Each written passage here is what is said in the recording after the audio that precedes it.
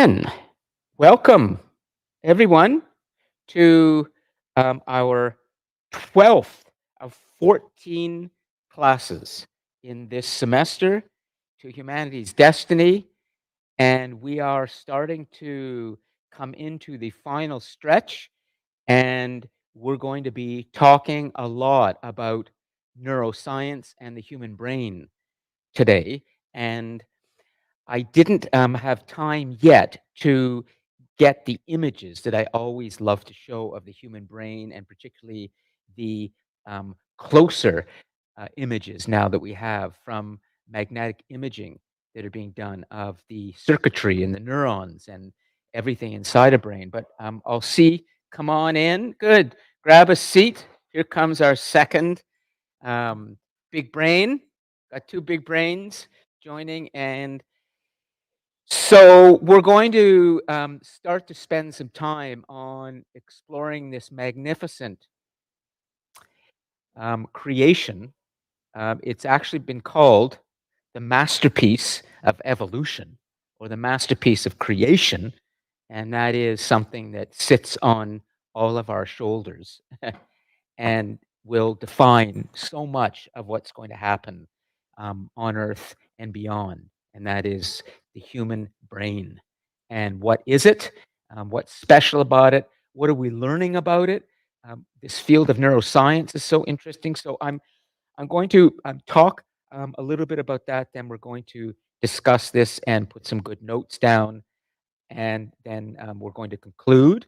And then you will have time to really start thinking more and more about your final assignment. To answer Brooklyn's question, because she always has the good practical questions right at the start.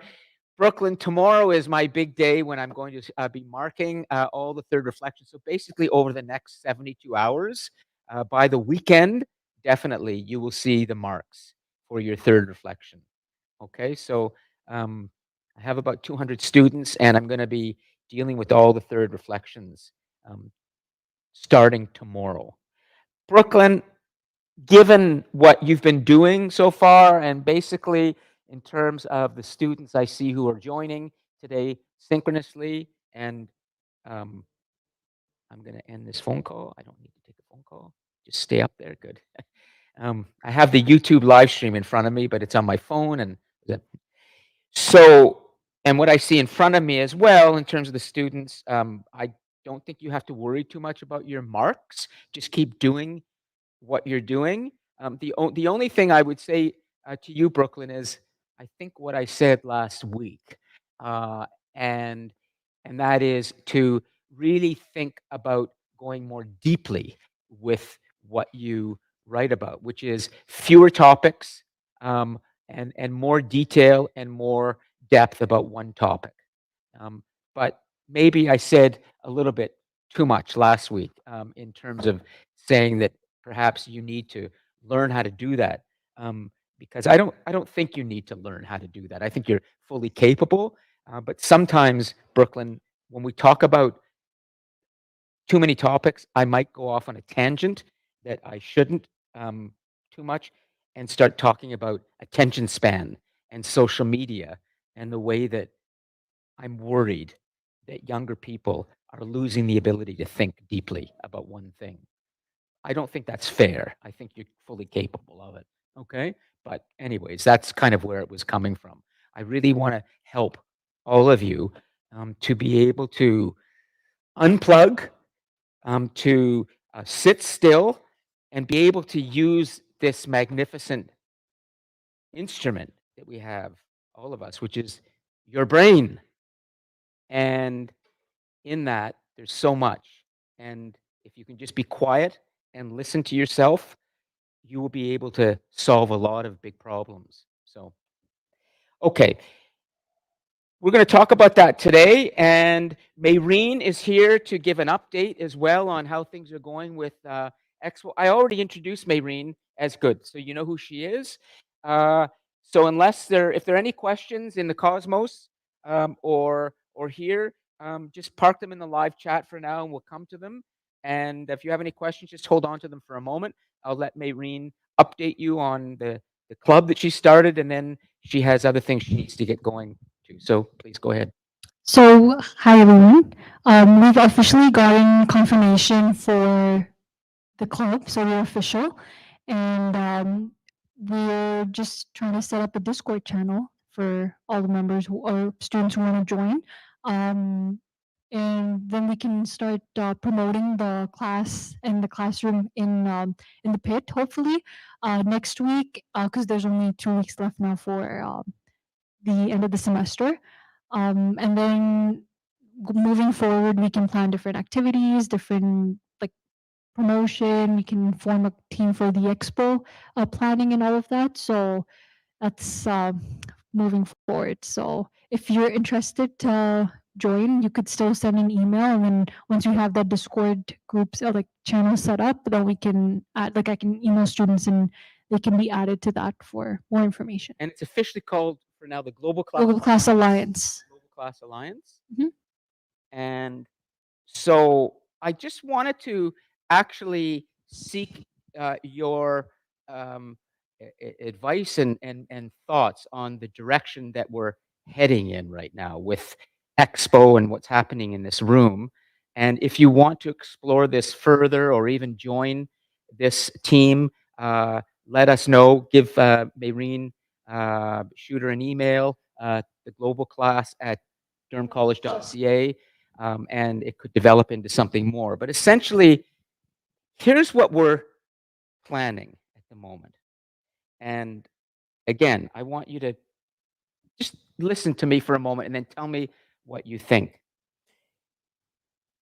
We think we have something kind of special that's been developing in this space over the last years since I started to do this kind of teaching over in the old building, and then we built the center with this classroom, and essentially, Maureen and I have been trying to clarify for the committee in Osaka, Japan, exactly what is it that we will be presenting there, and what are our goals with this new form of education.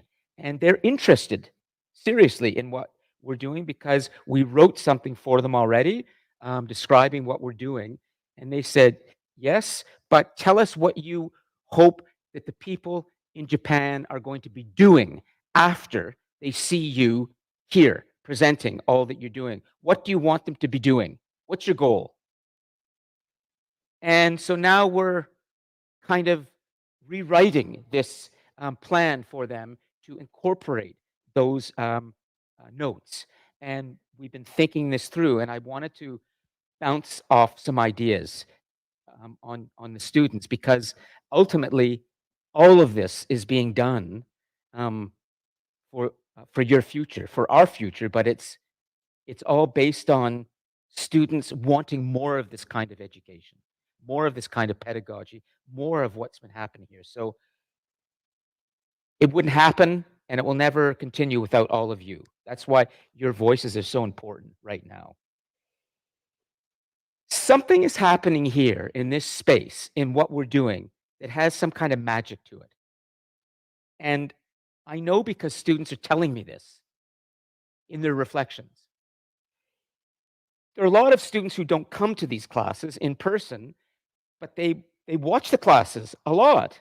And we talked a little bit about this last week at the end of last week's class, and it was really interesting to hear Aria say, "Well, yeah, we watch the recordings too, and and that's great." And but students are saying things in the reflections like, "This should be happening all over the world," and why aren't educators doing more of this kind of thing? And why can't we see classes recorded and available on YouTube? And why can't people from around the world be joining on big boards? And why can't we ultimately be having these great kind of round table conversations in a kind of a pit with couches? And it's great to see all these students talking. And so we're trying to figure out, what is it about this whole experiment in education that's resonating so well with younger people?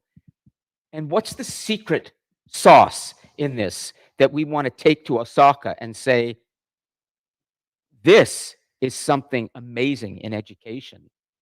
And we are the ones who are prepared to really develop this and build this at Durham College with people here. I think that the secret sauce, and this is where I really have to ask all of you something very important right now. So, Sarah, Brooklyn, Yasmin, I know you're listening. Please listen closely because I'm going to ask for your um, thoughts, and of course, the two of you.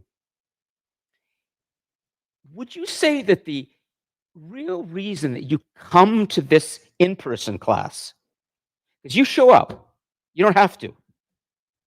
And Yasmin and Sarah and Brooklyn, Brooklyn and Yasmin come every week online, live, synchronously, but they're in the class, but they're not, but they are. Okay, and it's all designed so they can be. So they don't have to. They could just watch the recordings. Is the reason you're doing that really not about the technology, but about the interaction? Just interaction between human beings. Is that it?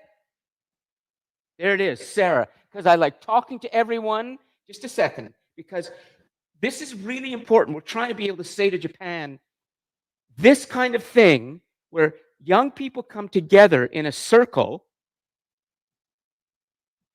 and they talk about big things with a person who loves education and loves to talk about these things could be done all over the world. And they could all be connected. All of these groups could be connected in this one big network where they talk to each other, but ultimately it's about this in-person thing. Is that Yasmin is saying it, Sarah, and I'm pretty sure you're going to go yes, right? So if we took away this big board, the tech, and reduced it to, well, you've got this circle, and if we could fill up all the couches in person, great, but then you've got these people online, and they're all interacting, guided by somebody who's taking the conversation to a place where there's real learning. And then there are notes that they do together. But the big board, it's not that critical. It's I get to talk to him and her, and I get to listen. Is that really important? Like that part? And the board is sort of secondary, or even not even that. Like, if we don't show a video, who cares? If we don't show more pictures, as long as we can talk and that everybody online who's coming can hear you nice and clearly, really clearly. Yasmin likes the board. Yasmin, could you tell us why you like the board? Just a second. Um, Yasmin. Yeah, go ahead. And then I enjoy looking at the world. And last year sometimes even this year, you had like the satellite space station where it switches from one location to another, and you're looking yeah, I at can put it a up. Here place. we go. Yep. Yeah, Put it so up that right now. The I think ISS. it's fun There to it look is. at. Live over the Mediterranean Sea right now. So you like, but that's kind of nice, but the beating heart, what drives this and makes it is the interaction, is this kind of discussion. Like Definitely. that's really important, right, Yasmin? Oh yeah, for sure. It's crazy that Oh, we I know can why. discuss. Sorry, I have to. Well, Um, sorry, Yasmin. I lost you. It was me. What really brings you back every week optionally is not the big board so much, but the conversation, right? yeah, for sure. I mean, I wouldn't attend any other class, but I enjoy attending this one because it's meaningful. This is very helpful. Maureen and I talk about this, and we know there's something special, but there's so many things that we want to do with this, but we've got to nail it down to the simple beating heart that is, and I believe it's in-person interaction, but I just Thank you. Okay. Does anyone want to add anything or have any questions about the expo or the Global Class Alliance? Go ahead. In my opinion, the big board, like these things here, Yeah. they're just for aesthetics. It's just to make the class look good. What makes the class so good is not just like it's not the big boards or not even like the board where we write notes. It's the people who we interact with. It's the people who are interested in coming here to interact. And it's you, sir, the driving force who's driving us to interact with each other and driving us to interact and really think about the world and everything about it. So, in my opinion, the reason why these kinds of things don't happen too often is because there are not good enough leaders, not good enough leaders who are good enough at leading group conversations to have these kind of conversations, who are good enough to have people discuss things and feel like they really can discuss anything they want, even if whether their answers are right and wrong. Yeah. Well, you're probably right, but I'm old enough to know that I can be replaced in terms of, like, you could be doing this too. You could be doing what I could be doing. So could Ari and Maureen with some practice, because you care, and I care. And that's where it comes from. But anyways, the point is, it's the people. I believe that, but I just and I'm getting pretty close to figuring this out. What are we selling to the rest of the world that is going to get them? And we want to be able to say to everybody, we're going to help you set up your own conversations, and if you can, but we'll see where that goes. The point is, we need the people here, more people here, and we'll fill these couches. Yeah, the interaction. Okay, great. Yeah. Yasmin has Let's see what Yasmin has said. Okay, I'll read this for the moment. Considering the hectic lives we each live in, it doesn't impact your day to day. No obligation to drive X amount minutes in good or bad weather to attend a classroom, especially when it feels like a waste of time. Can you read that and explain that a little bit more? Give us the critical part of that. I think I get it, Yasmin, but Like, go ahead. Go I on. think the That's first emphasis, draft. That's first draft. Go ahead. yeah, that's just a brief Yeah. little spiel, but I think the emphasis of, what you have going on with the global classroom is more than, I mean, the interaction is obviously the most major part of it. But last semester we had someone, I think it was in India, who attended a classroom. I Yes. think it was. So just that openness to more than just what's in the local area to attend a classroom is more than, more than what you can expect from a regular class. But also for my other classes, it's just like you go in for 20 minutes or an hour, you waste 20 minutes worth of gas to attend a class. That's a waste of time. You don't get the same interaction that you get. You don't have that leisurely feel at home or in a place where you feel comfortable to discuss. Like, I know a lot of people don't feel comfortable on camera or in person to speak point. aloud. So this gives people an outlet to speak without feeling any sort of pressure. Yeah. But then on the contrary, when you mentioned at the beginning of the class about attention, Yes. I think it also enables to not have to pay full attention. You know what I mean? Like, you can go to the bathroom when you want, or you Right. can Yeah, but it's that kind of thing. I understand. It's really great to hear this, and I will be doing some more thinking and talking with Maureen before we send off our rewrite. But accessibility for the people who don't want to be person, comfort being at home for the synchronous, and then that's all about accessibility, diversity of participants, and giving everyone a chance to participate in the way that they're most comfortable with. I think then most students and we all can agree that it's kind of like unity in this kind of setting. Like we're kind of unifying to kind of talk about this one topic, despite our differences, our opinions, our backgrounds, or if we're here in person or not. Like it's Yes. all just like something to kind of bring us together, really, to talk about topics that educate us in different ways. For sure. Well, I can let you go. I think that you've got stuff to do, right? Yeah, thanks a lot. Okay, great. So we'll talk. And that is the project that we continue to. Ooh, I want to make sure they've got the audio good.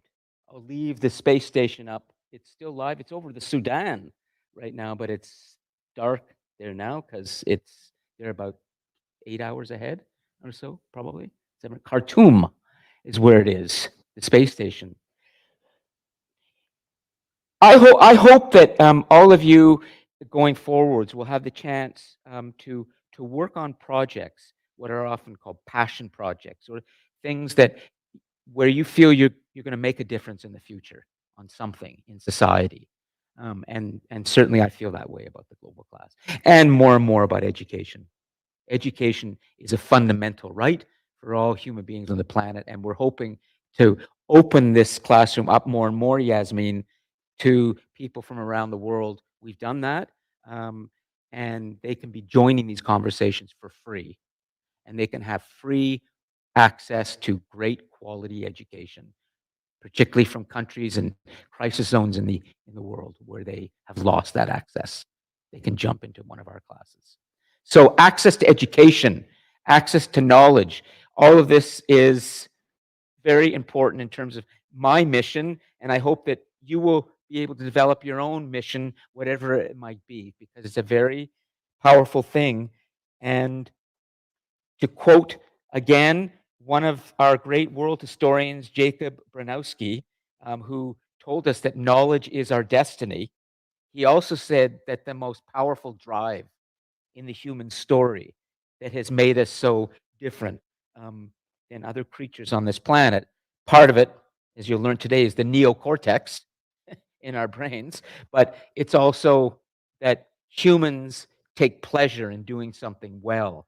We all gain a great deal of power individually when we learn how to do something well and we succeed at it. And if you can start to understand what that means, you will start to understand what's going to maybe make your future and others more, I think, pretty empowering for yourselves. Sex, money, all of these other things that we often talk about as being so important to humans, they're not what drive us ultimately. What really drives us is that sense of wanting to do good and do well at something, to be skilled at something. That's beautiful. It really is. So, okay, that's kind of my long way of bringing us to something I want to talk about today. And I'm going to just bring back the planet for a moment. It's our best visual that we're going to have for today. And maybe I'll have some time a little bit later to bring up some pictures of human brains. But we're going to get talking. We're going to get talking about your brains. Yeah. Okay. See you. And I want to just set this up for you with something that may really surprise you.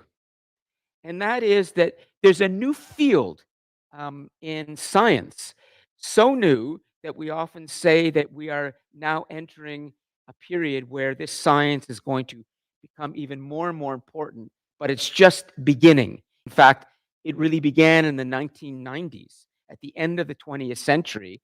And some scientists and others call that the century or the decade of that particular science. And now, as we enter into the 21st century and the third millennium, it's just going to grow. And the science is neuroscience. It may come as a surprise to you that neuroscience, which is the biological and psychological study of the human brain, is so new. You might have thought that when I mention this word neuroscience, you might have thought it's much older, but no, it isn't. And it might again come as a surprise to you that in terms of our understanding of maybe what is the most important part of the human future, our understanding of this thing is in its barest of infancies. And that the brain, the very thing that makes us do what we do, remember what we remember, perform the actions that we do, grow the way that we do mentally and spiritually and everything else, the brain is something that we're going to be learning more and more about in the future, and it may change the way we think about ourselves. So, understanding what the brain is and why it's so important, and understanding what neuroscience is something I want to really focus on today. And I apologize for not having the slides ready with images. I'll get them. It's just been too busy.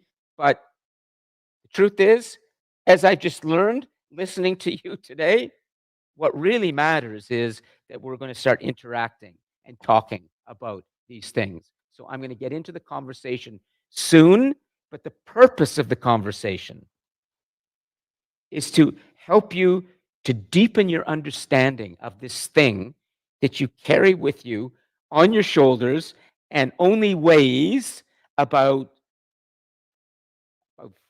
2 kilograms or 3 kilograms, 3 pounds. So if we take kilograms into pounds, would be 5 kilograms or so. Usually it's about double or essentially. So we're talking about a very small thing that uses up an enormous amount of energy in your body to run. And in most of human history, going right back to the great Greeks, like Plato, for example, it was thought that the heart was the seat of consciousness, that the gut or the liver were the important parts that drive our actions and our feelings. And the brain was not considered very important. But we started to understand it better through science. And now we know it is the most important part of our bodies. So that's the power of science, of course, learning more and more. But the question that I want to ask today about the brain is not yet formed for me. And so I wanted to consult with all of you what you think might be the critical question we need to answer together about the human brain today. I have an idea of where we should go with the discussion and what the question might be. But given the fact that I haven't prepared completely, and given the fact that I like to hear what you have to say as early as possible, let's figure out what the question is going to be, and I will teach you as much as I can through exploring the answer together with you. So, first, before I continue, and I'll leave this for the moment, please write down in the live chat what you think is the critical question that we need to start to answer today about the human brain. Yasmin, Sarah, and Brooklyn, and then I'll come here, okay? The two of you, and then we'll start in person. So, you can have your microphone. Oh, you've got yours. Okay, there was Marine's. So, are you ready to tell us what you think the question is? I'll write it down on the board as well. Okay. Think. You could take a few seconds to think while I come over here and write this, and then we'll get somebody up on the board as well. Yeah, I haven't brought the camera over. Okay, so the human brain.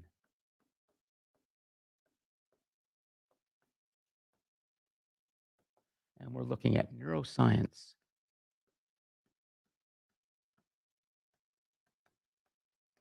So the question to answer.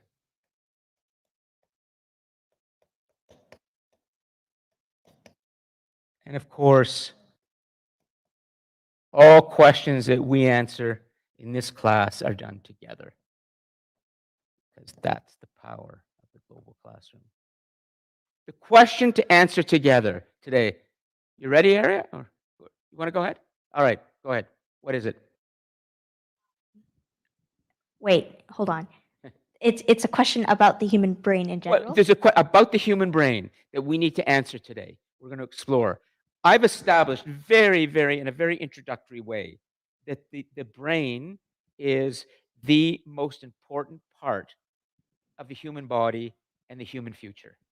What happens in the brain dictates everything that happens in your life, your brain. So what is a question that we need to be understanding and answering? I think the main question we need to answer about the brain is why does it do the things that it does, and why is it the brain that's in charge of it? Why not the heart? Why not like the lungs? Okay. Why does the brain do what it does? Okay. That's all. We're just going to take some questions. I'll write them down. It's kind of a how does it work question. Not really. It's more like it's like not because I know how the brain works, but why does it have to be the brain? Or like what compels the brain to do this? Okay, got it. Why does the brain do what it does? Okay, try. My question is, for the brain being so important in our bodies, it's like it has one of the most vulnerable kinds of tissues. Because even if so you get a concussion, it bruises. The brain can easily bruise. So for it being so important, why is it one of the most vulnerable organs in our bodies? You've asked a wonderful question that's going to help. I'll answer it in a moment. I just want to get the question. Why is the brain so fragile if it is so powerful? Yes, because I'm just curious. Because evolution says that if something is important in the body, it'll evolve to a point where it'll be it'll stay important. Yep.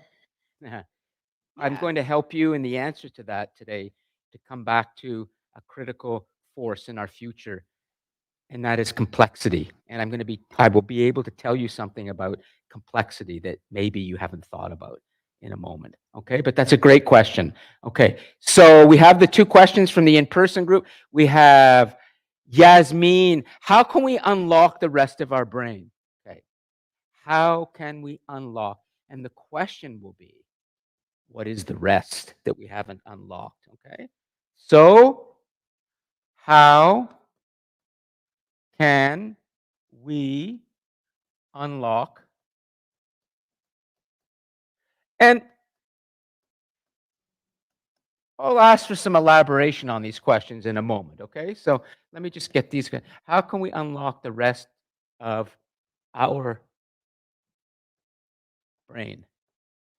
And I'll keep it singular. So Yasmin is speaking of her brain, not the rest of our brains collectively. How can we unlock the rest? How can I? Okay, Yasmin? I'm going to get this a little more personal so that it's more meaningful. How can I unlock the rest of my brain? Is that okay, Yasmin, if I put it that way? Definitely. Okay, good. Because we don't want to be speaking in the we or the collective now. I want to make it personal because the brain is personal. How can I unlock the rest of my brain? Why do I? Okay. See? Watch, it makes it more difficult, Sarah. You say, why do we forget stuff? Why do I forget stuff? Is that okay, Sarah? To put it that way? Well, I guess, she put in, yeah. She's going in the live chat. Okay, so why do I forget stuff? And then finally, what is that one? Is it, we have Yasmin, we have Sarah, and Brooklyn. Nothing stupid, don't worry, Brooklyn. How can we imagine images in our mind? Say that again. Okay, Brooklyn, are you able to jump on your microphone just for some clarification? Yeah. Oh, here, good. I've got it over here. I can see. Yeah. I was Got just the answer to thinking, Sarah. Yeah, go ahead, Brooklyn. Yeah. oh, sorry. I was just thinking, like, how can we like imagine pictures in our mind and like see what they look like? How can we see? Well, we can if you visualize, if you practice visualization. Aria, go ahead. Aria's got her hand up. Yeah. There's a thing. Not every person on the planet can imagine images in their head. There are some people that, like, let's say when they read a book, all they see is words. They don't see what's happening. They can't picture it. Okay. And it could be that there is a part of their brain, or it could be that neurons themselves that are coded for making mental representations of things are not firing. And that could be literally a physiological problem, something structural, Brooklyn. But that's the question: is how can somebody who is seeing, how can somebody visualize something when they can't seem to? How could they be able to do that visualization? Is that what you're asking? Something like that? Yeah, something like that. Do, Brooklyn, do you have that problem a little bit sometimes? With visualizing? Yeah. No. Okay, good. All right. So how, what should be, because Aria, you gave a good answer to that, just to help clarify. What should be the question then? Why do some people visualize with their brain and why do, Others can't. Yeah. yeah. Okay. Why are some people unable to visualize? Okay. Make a mental representation of something. Okay. Why are some people unable to visualize while others can? Great. Okay. Got some questions, and here, I'll go over here for the live chat because I can see it here. And yeah, like some people have an internal monologue, just words going, not pictures. And then, of course, I could try to visualize right now Sarah's salad that she's eating, but it's okay. I won't do that because I might make others hungry. Okay, so memory as well. How can we improve our memories? That often comes up as well. Okay, so how can we improve our memories? Okay, great. So let's just see which questions are relevant right now that we want to take on. And I'm going to say, let's review this and we'll do just a little simple vote. I'm going to bring the camera over here so everyone online can see me clearly, and then we're going to establish what are. Okay, so I'm moving things over here for the moment for the onliners, and but you can see this as well. We need to figure out what the single question is, because what we're going to try and do is just pick one question and we're going to drill down on that and go as deep as we can with that. And we can always return to these questions another time. My intention in today's class is really just to get you thinking more deeply about your brain, to begin to appreciate your brain more as an instrument that needs to be understood so that you can have a better future and that you can understand something about where human beings are going in the future, because we humans are defined so much by what we think. We think before we act most of the time. And by the way, I will tell you something about that just very quickly that's fascinating. Neuroscience is learning today, is telling us that the unconscious sometimes knows what to do before the conscious then acts on it. In other words, sometimes the unconscious will be ready to pick something up, and the conscious then catches up with the unconscious. So what happens internally in your brain isn't always about what you think. It's also about what's happening instinctively, and that's another thing. But the conscious and the unconscious are fascinating areas of research right now. What's driving you to do what you do isn't always your conscious mind. And we're learning more about the power of the unconscious, but we'll get to that, hopefully. So the question we want to answer together, well, let's review this. Why does the brain do what it does? That's one possibility. Why is the brain so fragile if it is so powerful? How can I unlock the rest of my brain? Why do I forget stuff? Why are some people unable to visualize while others can? How can we improve our memories? Well, let's come back and let's go around quickly. Online first. Which question would you like? And we'll go Brooklyn. What's the question? The question you've asked? Or is there a question here? Another question that you would like us to answer? Go ahead. I like the one where like, how do we forget stuff? How do we forget stuff? Okay. Why do we forget stuff? So we'll put this over here. How can we, why do we, and that's about memory too. So we'll put Brooklyn for now, and that's a B. Okay. And then next, who is it? Yasmin? Which question? Yeah, I don't really have a preference. Any or all of we're good. You're all good? Okay. So we'll put Yasmin over here. And Yasmin, just to remind us, is all good. I'm having fun writing today on the smartboard. Okay. Yasmin's all good. And Sarah? Can you hear me? Yes? Okay, I can. like the bottom one, like how can we improve our memories? Our memories? Okay. Kind of goes with what I said, like, why do I forget stuff, you know? I feel. All right. And it's name again? It's Kiara. Yeah, good. Sorry, because where's Kanisha today? She's good. So Kiara, great. Thank you. Okay, which is Kiara's question? Can be over here too, or you can see it up on the big board.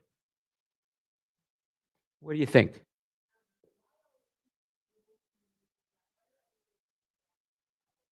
Okay. Yeah. All right. Good.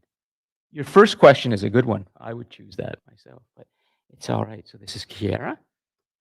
Okay.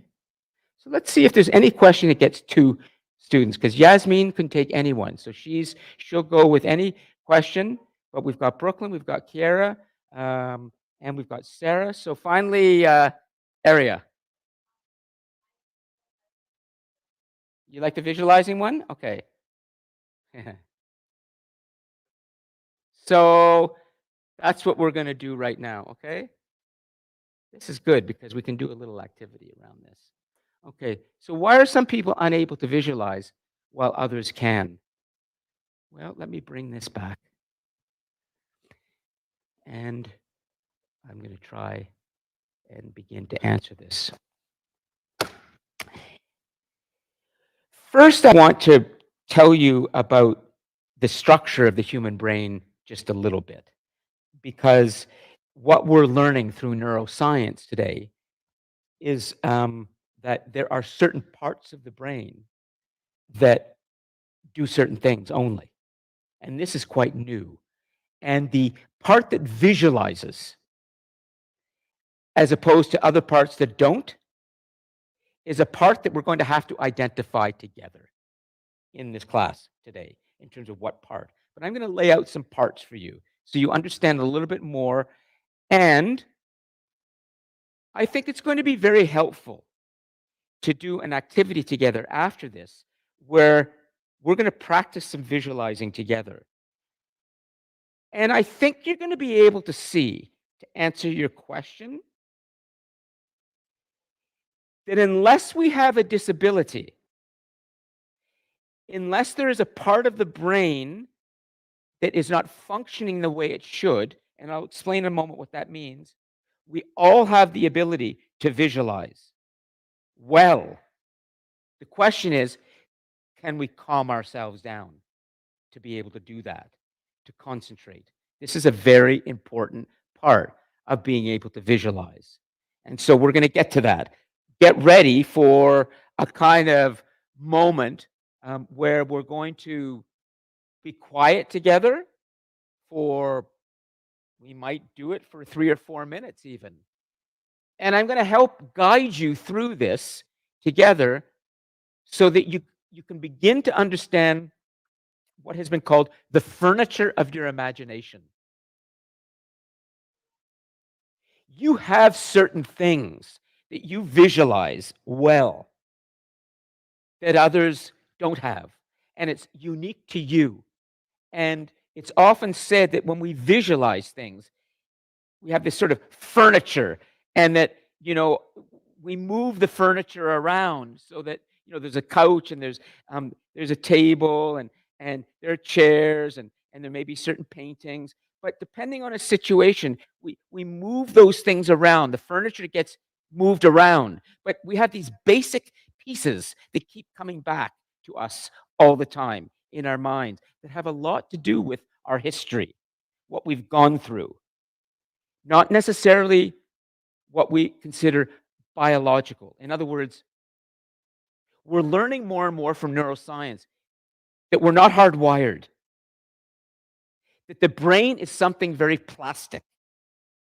It's called neuroplasticity, and it can change, it can grow, and it can evolve, and it has in history, and I'm going to explain that to you. So the brain is an open system, not a closed system. It's open to the rest of the world, and that means that your brain is changing and evolving, and the things that you think about and visualize and all of those things have a lot to do with what's happening to you in your life, not some kind of hardwired human thing where we all have the same furniture and we all visualize more or less the same thing. We don't. It's not hardwired.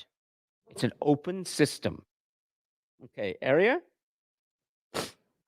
About the open system, I've noticed in my dreams, there's always like a set location, set amount of people, and a set storyline that I have to follow in the dreams. But now that I'm older, I realize that if I'm having the same dream that I've had before, I could actually walk out of the location and try and go as far as possible. But once I reach a certain point in the dream, I can't go further. So it's like a big exhibit or like an animal pen where it seems like it goes on forever until you reach the point where you get to the gate and you realize, okay, I can't go, but I could do anything in this one area. I would put to you that you could try in the visualization exercise we will do to imagine what is beyond that. And then, as a little experiment, after concentrating on that today, see what your dreams are going to be like over the next few nights, because it's possible. Given the brain's constant ability to adjust and grow more neurons. I'll explain what neurons are in a moment. That your ability to concentrate on something could get coded into a neuron, or a pathway could be created in your brain so that when you start dreaming, you will start dreaming of what's beyond that. In other words, you can have control. You can have control over your mind in a certain way. Yes. Kiara? Almost like Arya, there are times where I'm in a dream and I realize that the situation in a dream is very unrealistic. For example, one day, like I was just staying in my house normally, and then all of a sudden it gets infested by bugs. These bugs that crawl all over me, on my bed, in my hair, and stuff like that. And when I try to wake up from this dream, I realize, wait, this is very unrealistic. This shouldn't happen. All of a sudden, I'm falling from a building. And then it jolts me, literally jolts me awake. Yes. So it's almost like every time I try to break the illusion of my dream then forces me to wake up like an ejection button. That image of you falling and from a particular building, um, it may be part of the furniture of your imagination. That may happen more in other dreams where you're falling, and it could be from a particular place. That may start to have significance if you look into it. But we'll stop for a moment because I want to make sure we're all beginning to go in the same direction, which is we're beginning to go into our brains. And Sarah's right when she says, I think I act before I think. But when it comes to really big things in our lives, we tend to think before we act. And that's because of the neocortex. It's something new. I'll tell you about that in a moment. Aria, go ahead. The topic of your body jolting you awake in dreams because it feels like you're falling, that's actually a survival response for your brain when you're falling asleep or when you are asleep.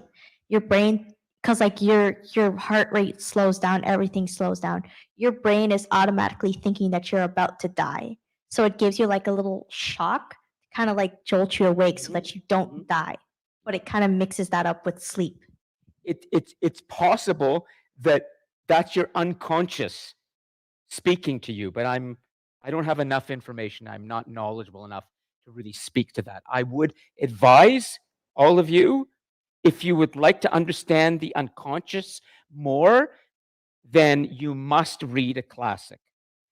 And I have a feeling there's one student who's going to know this, and that's Yasmin. Yasmin, what would be a classic um, uh, person who's done critical work in understanding the unconscious in human beings, in history and in world history? Somebody that probably you know. I just have a feeling you would know this, but let's see. Are we talking philosophers like Aristotle, Socrates? No, I'm talking about an actual scientist who pioneered what we call psychoanalysis. Not Robert, not Kent. I honestly don't know. Okay. Sigmund Freud. There you go. There we go.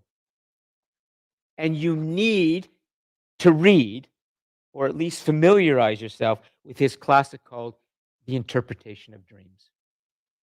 Sigmund Freud is one of our most important thinkers in the human mind and was talking about the unconscious more than 100 years ago. And neuroscientists today are now beginning to confirm this through studies that the unconscious is an area that we're thinking plays a greater role in human action than the conscious. We're learning more about the unconscious from a scientific standpoint. And the reason, and this is what's so fascinating about neuroscience, it's only since the 1990s that MRIs, magnetic resonating, magnetic MRIs are the machines that we go usually for a test at a hospital to read in 3 dimensions, often very, very close up, what is the structure of our internal organs or nerves. It can see so clearly. It gives us a very, very clear picture of what's happening inside. The imaging of the human brain with MRI technology started in the 1990s and has been really developing over the last decade. That's where some incredible research is being done right now, is that at last, if you can believe this, only in the last 30 years, we've started to be able to see the brain in action. Literally in real time, a person is put into an MRI. The MRI's magnet is something like 40,000 times more powerful than the magnetic force inside our planet. We're talking about extremely sophisticated technology that allows it to read to see the neurons inside our brains being triggered. It gets a real-time picture of the brain. And what that looks like is it's the most incredible, messy tree you've ever seen without any leaves. Just imagine a tree for a moment with millions and millions of twigs and branches all kind of interlocked and intertwined. It's so complex, so like it's just a mess. But actually that mess is all connected. And along each individual branch, which is a neuron, there is information being sent. And we are learning now that there are something like, if you can believe this, 100 billion neurons in our brain. A neuron is a nerve cell. It's a cell.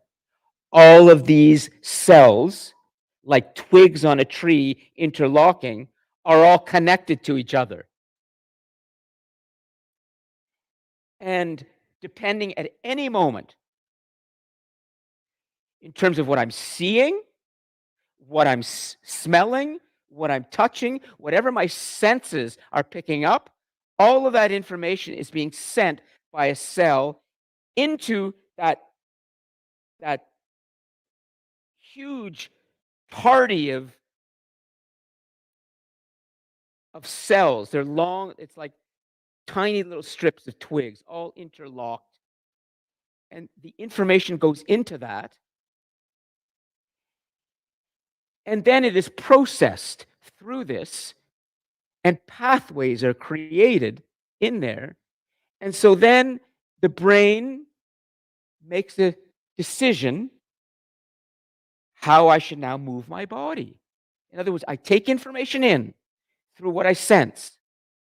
It gets processed in this incredibly complex structure of 100 billion nerve cells, and then it tells the rest of my body what now to do based on what I've just seen or smelled or touched. So we receive things as humans, it goes up into the brain processes it, and then it sends information back to whatever body part, whatever muscle to move. And for the first time in history since the 1990s, we're seeing this take place in real time. And that has been such an important part of the science today because it's helping us to understand more and more about how our brain really works. And here's something I just want to say before we do our activity, just to give you a sense of how magnificent and bizarre this thing is. In your head right now, you have a reptile, you have a mammal, and you have something human. You have what's called the reptilian brain, and on top of that is a mammalian brain. And then on top of that is what's called the neocortex. We know that now very clearly. We have evolved on this planet from reptiles. And one proof of that, among many other pieces of evidence we have discovered, is that our brain, there's a part of our brain that is like a crocodile's brain or an alligator's brain. But that on top of that, or even around it a little bit, is part of the brain of the mammals that we then became. We evolved from those other creatures, the reptiles, the fish that then came onto land. Those fish began to evolve into reptiles. Reptiles gradually branched off into mammals. And we have evidence of all of that in our brains. But then here's the thing that we have that no other creature on the planet has. It's called this neocortex. It's new, the new cortex. No other creature has this. And in this part is where there's all sorts of very important thinking being done. In other words, we have a part of our brains that no other animal on this planet has. And that part could grow. That part could change. Try to think about yourselves in that way right now, that your brain is connected to all that has happened on the planet. But somehow evolution has given you something special, the neocortex. And it's in there that we see a lot of important research being done. One final thing I want to say before we do the activity about visualization is that I probably said to you early on in the course that one of the most fundamental forces in the human story going forwards is complexity. Do you understand complexity? Can you deal with it? Well, here's the answer to Kiera's point about fragility. The more complex things become, the more fragile they become. The more complex things become, the more powerful they become. In other words, the more powerful things get, the more vulnerable they get. Think of it this way. You go into a plane, a jet, you're flying. A bird, just a little bird, touches that, or perhaps gets itself somehow slightly in contact with a propeller or some piece of technology on that plane could easily crash. It's very vulnerable to anything that touches it, that plane, because it's so complex, the machinery inside of it. If we think of other kinds of complex things in our lives, we will start to understand that a computer, for example, think of how complex the parts in it. They're all interconnected, thousands of small parts in there. That computer is fragile. You can't be banging it around too much because you could damage it. If you go to the International Space Station and you see how complex the structure is, you will also see astronauts moving around it, of course, in zero gravity, but very carefully because it's fragile. It's powerful, but it's fragile. And it's the same here with the human brain. The human brain may be the most complex thing that has ever been developed on planet Earth, the human brain. It's made up of something like 100 billion cells that are all connected to each other through what are called dendrites and axons, and there are synapses that connect them all. But that messy, huge bunch of branches that are all tangled, it's providing you with your humanness. It's driving your body, but it needs a skull around it to protect it, that hard thing to protect it, because inside it's very, very fragile. The lesson there, Kiera, is the more complex things get, beware, you must take care more because they could become more fragile. Yes. Thing about the human brain is that it can't feel pain. Yeah, This is true. This is true. in brain surgery, when they cut open the skull and they're working on the brain, That's right. the people are usually conscious, but they don't feel anything happening in the brain because it has no pain receptors. So if something bad were to happen to the brain, you wouldn't know. So that's why it's so protected by the skull and your skin and all of that stuff. And your unconsciously tries to protect the brain too. Like when you're about to get hit, you flinch and you try and cover your head. That's why it knows it's fragile and it knows it doesn't feel pain. So it has to do twice the amount of protection.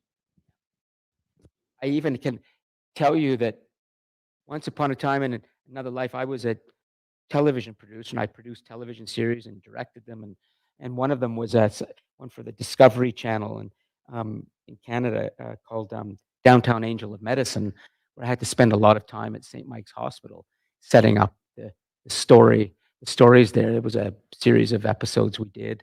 It was called Urban Angels of Medicine in the U.S. But I went into surgery. I saw neurosurgery myself with my own eyes, cardiac surgery. And it was quite the experience to be standing next to a neurosurgeon, of course, gowned up and all cleaned up and everything. But underneath my mask, I was chewing gum quickly because if I didn't, I would have passed out.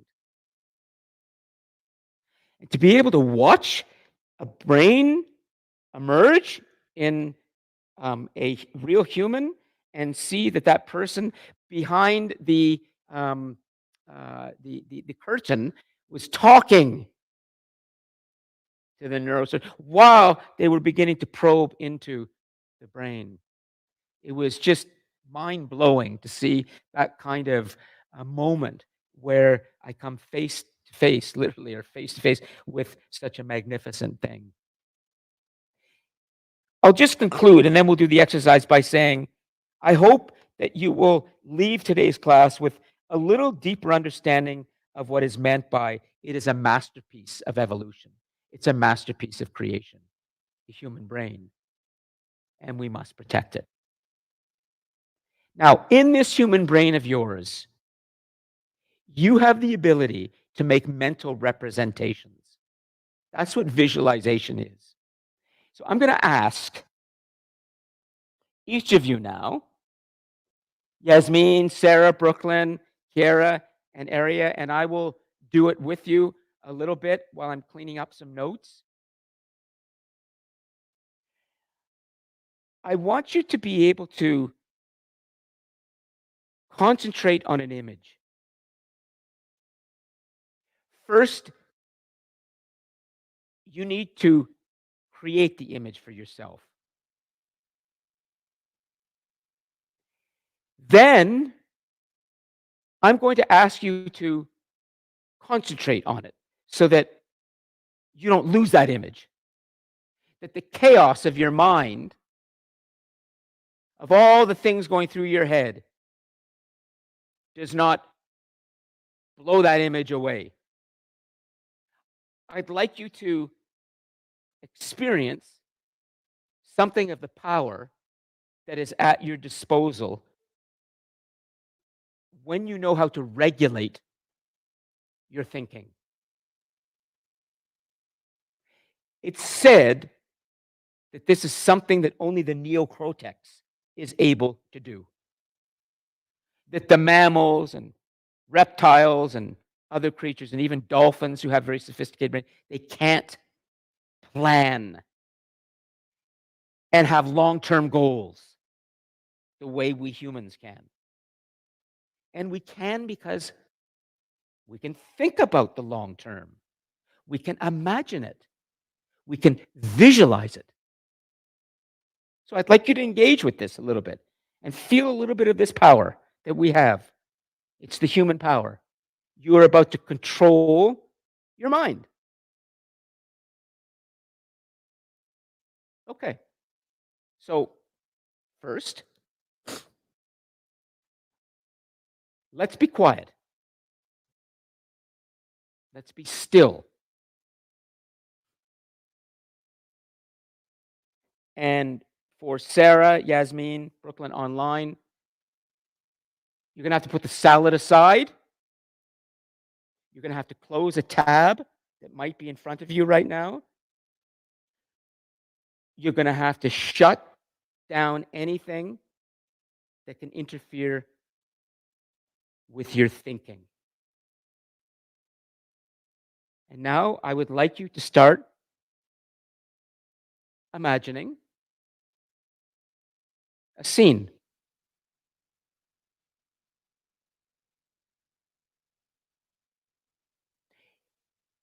Something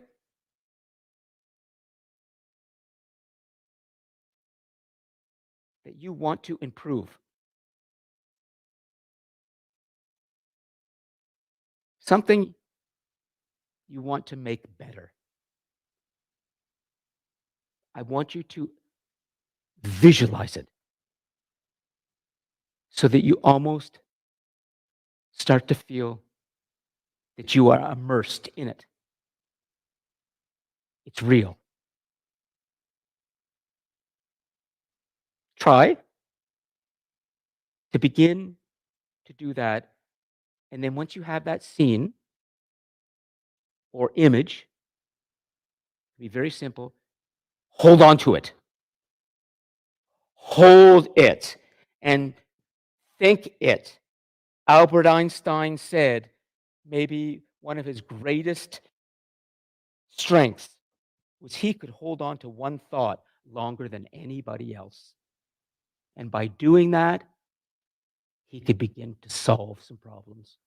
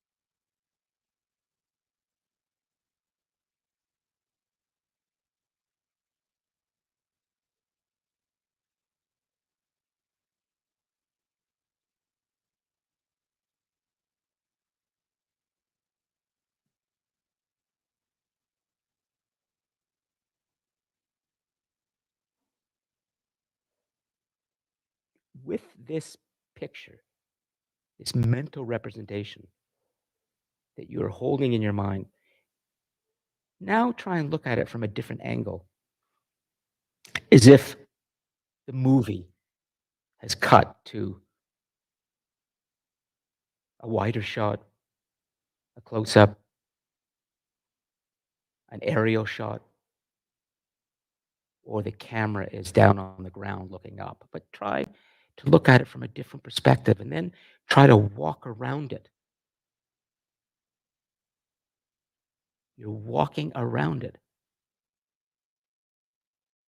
Just with the power of your own concentration and stillness, you are visualizing.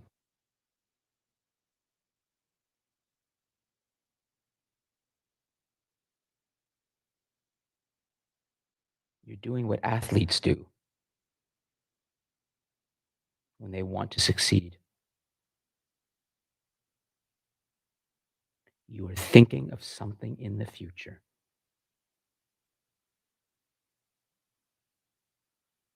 Okay.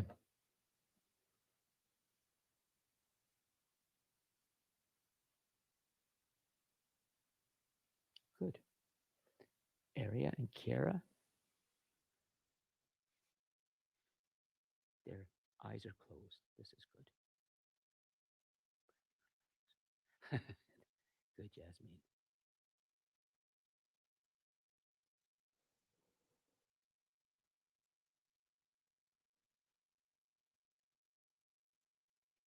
Is there an image, Jasmine? You can put this in the live chat that you've held on to.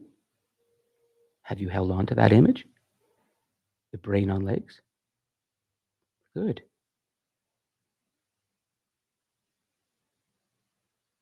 Would you like to change the image and have it do something different than running away? You can start to manipulate it and control it. What would you like it to do?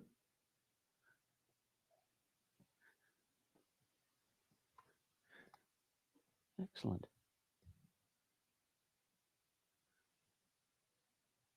Brooklyn? In the live chat. We'll come to Kiara and Aria in a moment. Did you find the picture in your mind? And did you hold on to it? Brooklyn? You can answer in the live chat. Good.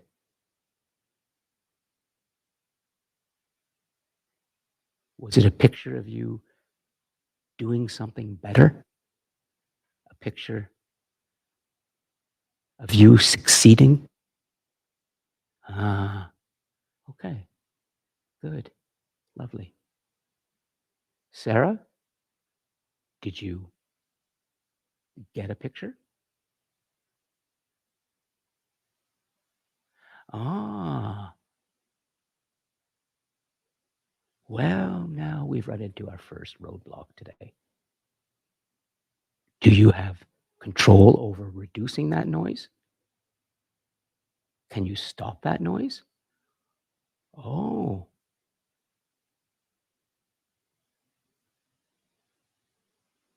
wow. I have something you could try, Sarah. When there's a lot of noise and people, do you have right now earplugs at your disposal that you can know?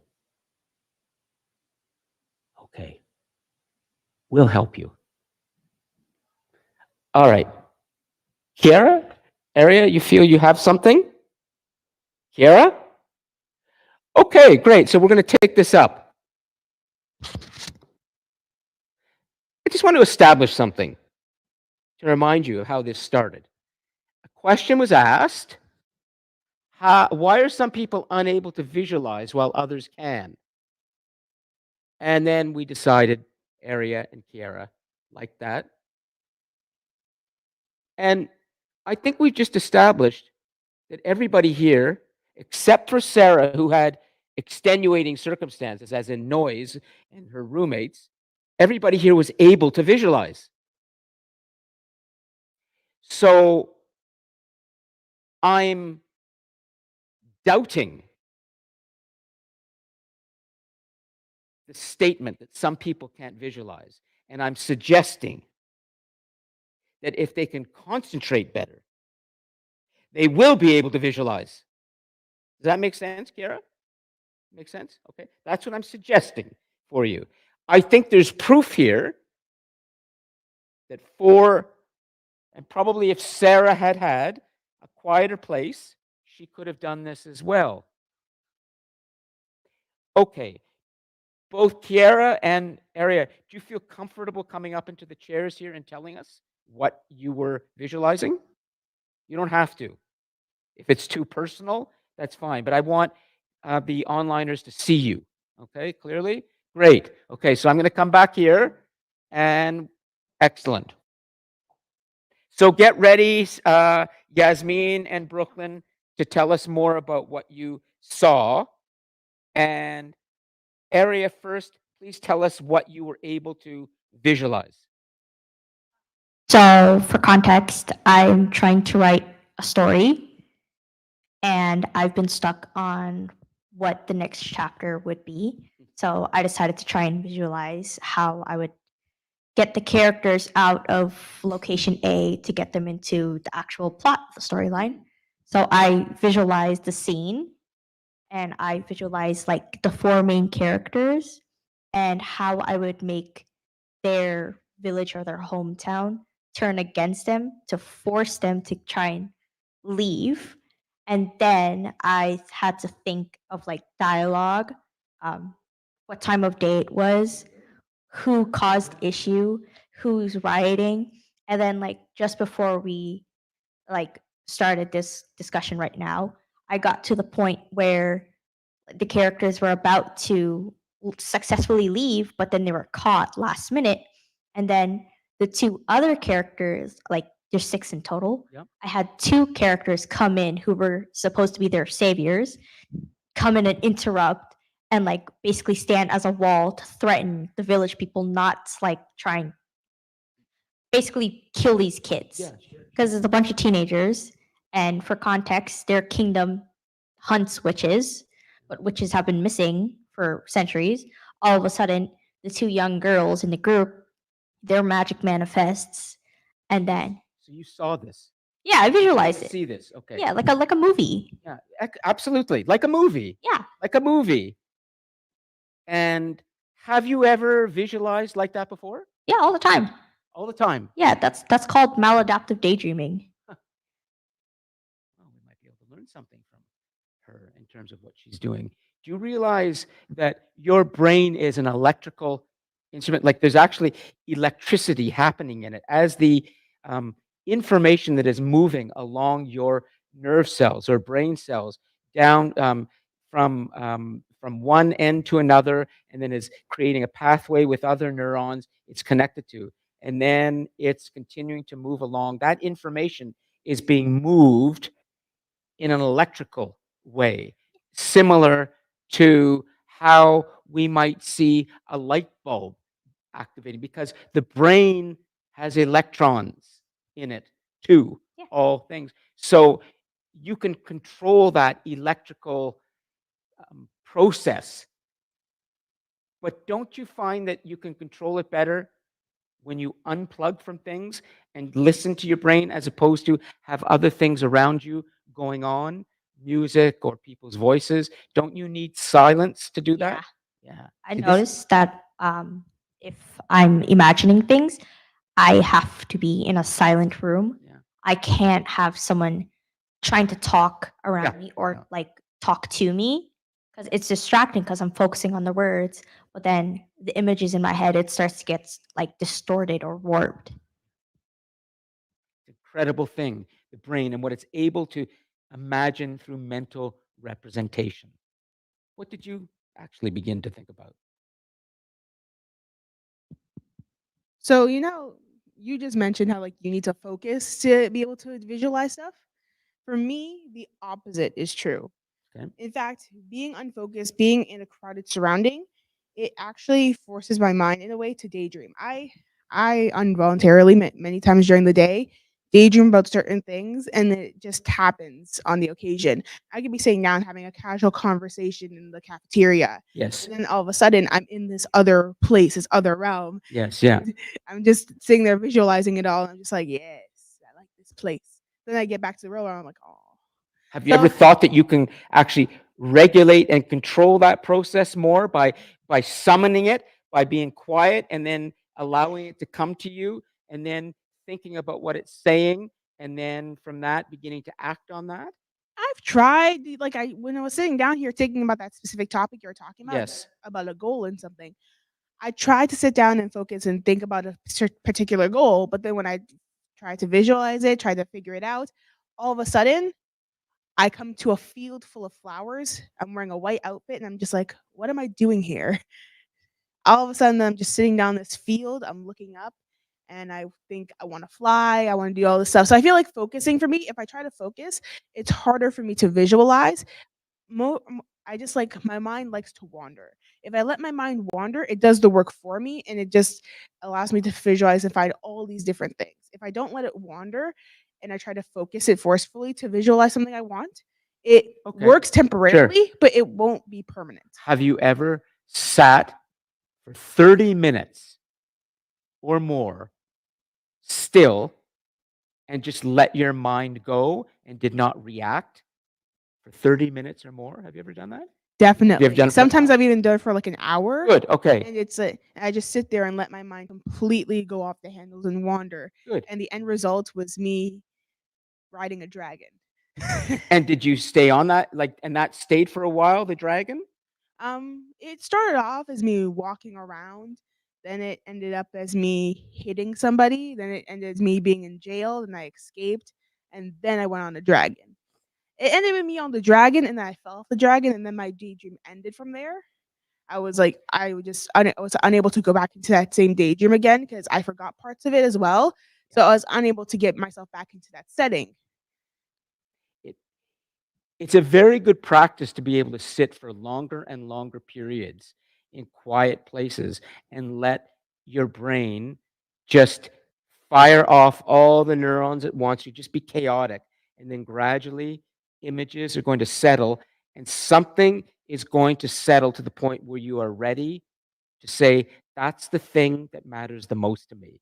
And that's something that people do when they meditate, is they wait for that moment to tell them what they should be doing now, because they're very confused. They don't know what to decide. So they sit quietly and quietly and quietly, just like a Buddha once did, and they wait for that moment of clarity. Yes. And most of this kind of meditation that I do happens at night before I go to bed. Mm-hmm. And while I'm doing it, I also unconsciously speak. So if I'm ever having a conversation with someone in that daydream, I'm speaking to them, I'm talking to them in real life. And then what snaps me out of it is either the ending of the daydream or my little sister calling me from her room saying, "Hey, be quiet." Because I'm talking so loudly Yeah, yeah. unconsciously because I'm thinking that I'm in this different space. Your imagination is very, very alive, and you need to be listening to it more and more. It's going to take you to places that are going to make you happier if you listen to it. It's there. But okay, this is not your heart speaking right now or your stomach.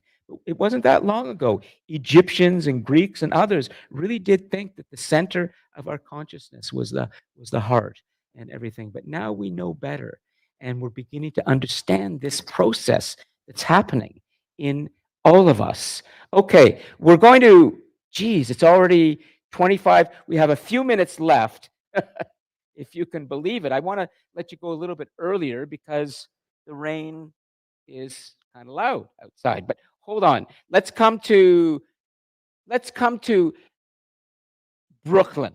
Okay, Brooklyn, can you jump on your microphone and tell us about this mental representation you created of you and your dogs?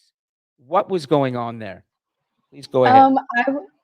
I was thinking back to like the summer because every summer I sit out in the backyard with my dogs, and then I just started visualizing that and being with them and like throwing the ball for them.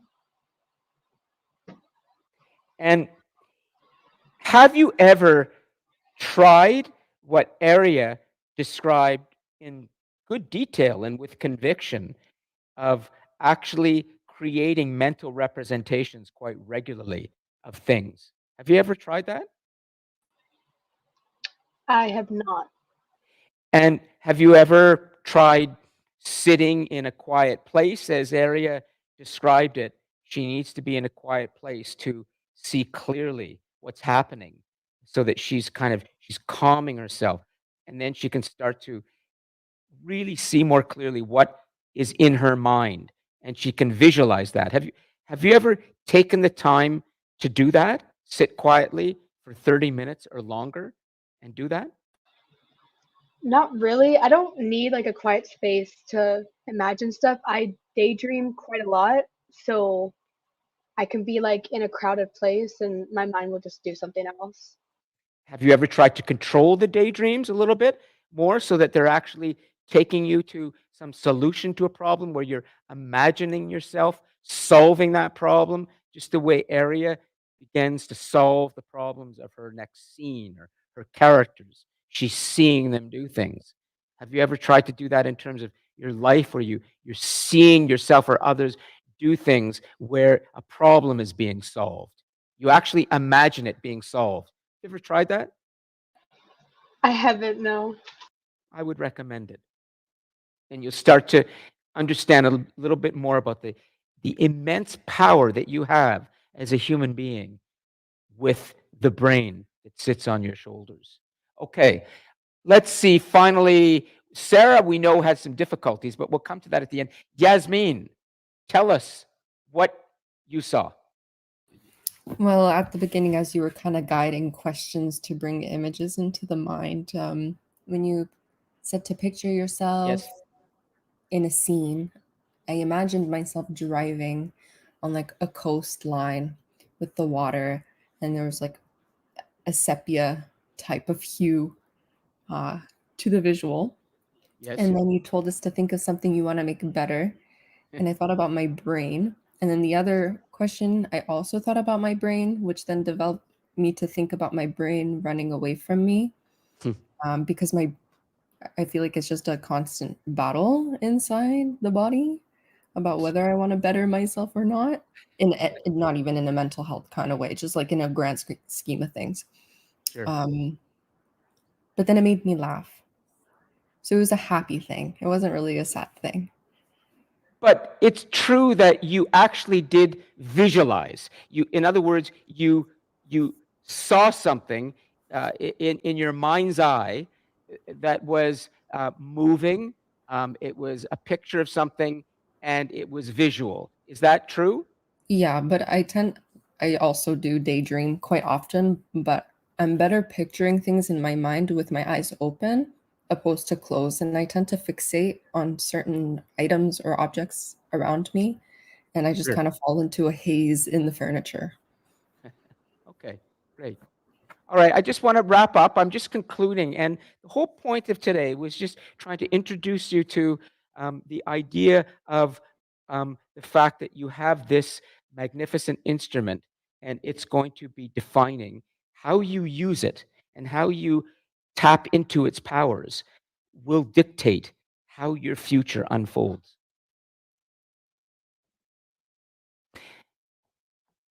Sarah, I'm going to suggest something for you in the future because I know you were unable to, you know, um, lower the noise around you, or you had other distractions that were entirely understandable.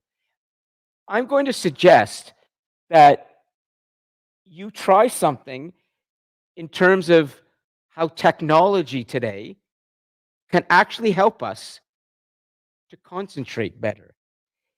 Technology is a double-edged sword. Technology, like any significant human development or progress that we make, gives us more power. We have incredible tools of communication today that connect us through technology, and they can distract us. At the same time, technology can also help us. For example, we now have these great imaging techniques that allow us to see the human brain in action like we never have before. And guess what? Online on YouTube, there are all of these wonderful recordings that people have done of rain, of thunderstorms, and so many of them that clearly they're onto something, because people write about how they were able to get to sleep better, how they were able to study better. And I've used these things myself. It may not work for Kiara, but the next time, Sarah, you find yourself unable to really concentrate, I recommend you go to YouTube, you find a whole list of rain coming down on a cabin in the woods, you know, rain beating down on a summer street in the early evening, rain coming down on the sand and the beach, and just listen to that and jack up the audio, and it just might put you into a state of total focus. I speak from experience, but Kiara, I you've tried tried it? that once and only once. And it was just What I visualized was crazy. I tried to visualize it because it was one of those things. It was like in a video and it was like raining on a street. When I closed my eyes and tried to visualize, what I saw was a person on the ground and their limbs were cut up in the rain, and I was kneeling right in front of them. And I was like, okay, never again. Bye bye. But wait a minute. How long did you do that for? I think I only like sat there for 10 minutes. It was going well for like maybe Was it? 10 minutes or so. And then the vision happened. That vision happened. And I was like, well, I wonder what would have happened if you just let it happen and then just keep going and just sit there and see what lies beyond the gory stuff. Okay, Aria? I mean, if you sat there for like 5 minutes longer, we would have found out if you were the person who responsible or if you found the body like that. But I guess you chickened out. Or you ran away from the I scene did. of I don't want to crime. find out. I don't want to find out. No, I think we know who did it. No, You're I responsible. don't. Nah, it wasn't on. Well, listen, all of you, thank you as always for sharing what you do, and I hope that we can continue to have this kinds of interactions, because I know that the students watching the recordings really enjoy this. And so the other thing too is thank you for your feedback for Expo at the beginning. That really will help me and Maureen. You are all welcome to join this initiative as we move forwards in the next months, if you would like.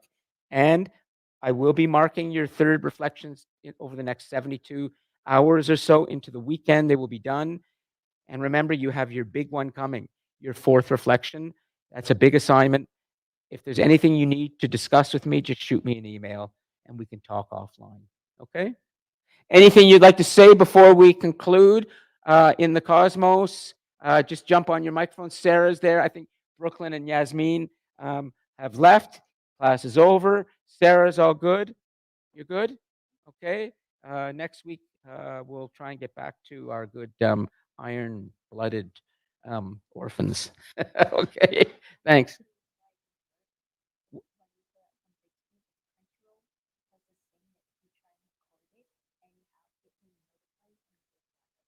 Oh, so it's their algorithm. They've got their algorithm watching. Yeah, for sure.